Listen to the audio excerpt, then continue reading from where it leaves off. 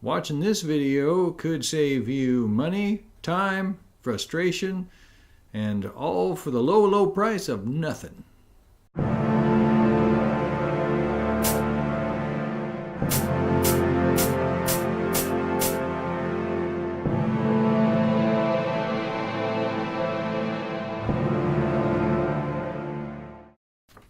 Wilbur here. If you have a watch that runs faster than you think it should, it might just be magnetized.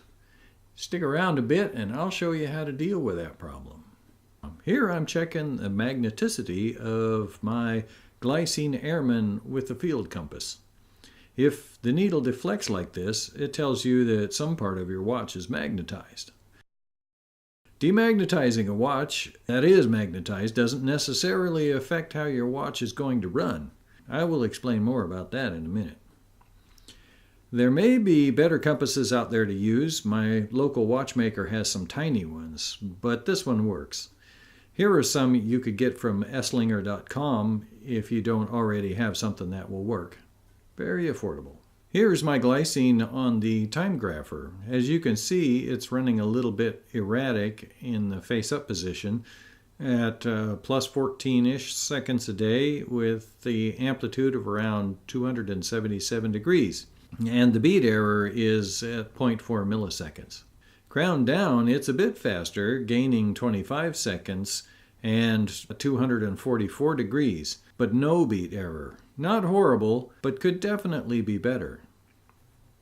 A few seconds with a demagnetizer, which sets up an alternating polarity magnetic field, which as you slowly pull the watch away, averages down to 0. Should demagnetize it.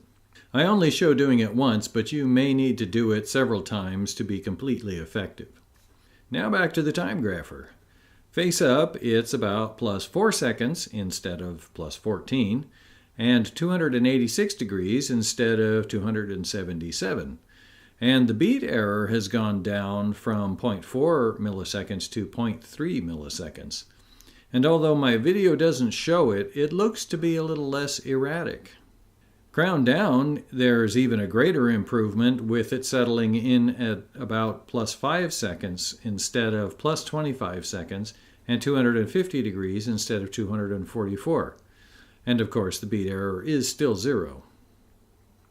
That's a pretty dramatic improvement, I'd say.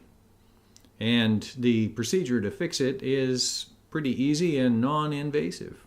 The difference for me is a watch that you'll have to set maybe every week instead of one that you would have to set every couple of days. Now, the really interesting part that I hinted at earlier. Here is me checking the magneticity of the watch again after being demagnetized. The needle still deflects. I cannot tell you why this isn't completely demagnetized. This is a mystery. What it tells me, though, is that the hairspring, the most sensitive part of the watch, did get demagnetized, and that makes all the difference. Hopefully this helps you improve the performance of your watches. One bit of advice I got was to stop the movement before putting it in the demagnetizer. I don't know if that's super important, but my intuition says that it might be. The idea is that you've got the balance whizzing around in there, and then you stick it in a strong magnetic field, you could cause problems or at least stress.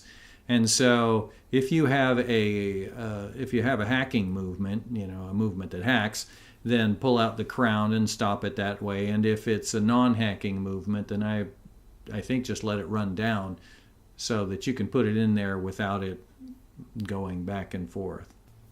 Does it really matter? No idea. But it's probably a good idea to be careful.